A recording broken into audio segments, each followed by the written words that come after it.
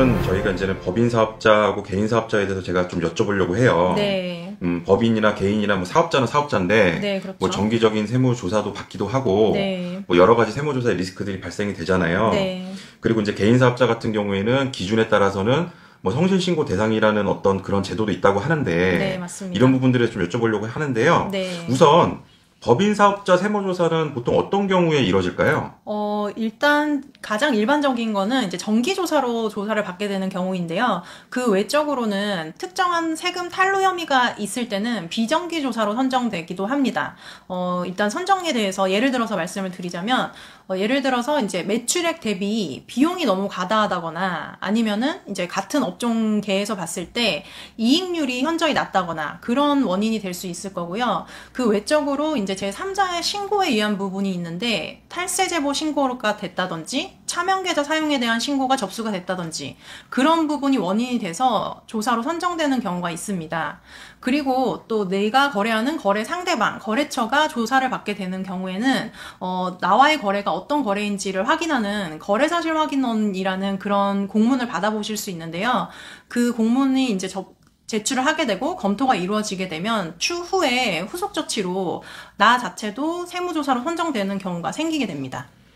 반대로 나 때문에 다른 네. 사람한테도 이런 피해가 갈 수도 있다는 얘기네요. 아, 네, 맞습니다. 네. 그러면 네. 법인 사업자는 그렇고요. 네. 개인 사업자 세무조사는 어떻게 다를까요?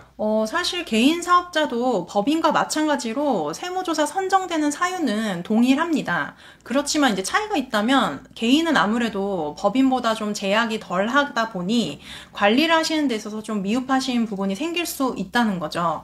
그러다 보면 이제 뭐 소득이나 세금을 누락해서 신고하는 경우가 생기게 되고 그런 혐의가 국세청에서 포착하게 된다면 이제 세무조사로 선정되는 경우가 생기실 수 있습니다. 사실 개인 같은 경우는 내 명의가 아닌 뭐 가족 명의나 직원 명의의 계좌를 사용하는 경우가 종종 있으신데 그런 경우는 이제 제3자에서 신고가 들어가게 될 확률이 더 높아지게 되는 거죠.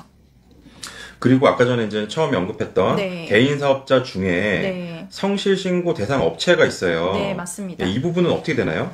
사실 개인 사업자로 이제 운영을 하시다가 매출이 증가를 하게 되면 일정 기준 매출의 이상에 해당이 되시게 되면 성실신고 대상자가 되십니다.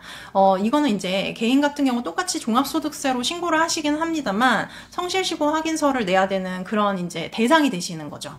네. 그럼 그 기준을 이제 좀 여쭤봐도 될까요? 매출에 따라서 기준이 이제 형성이 되는데요.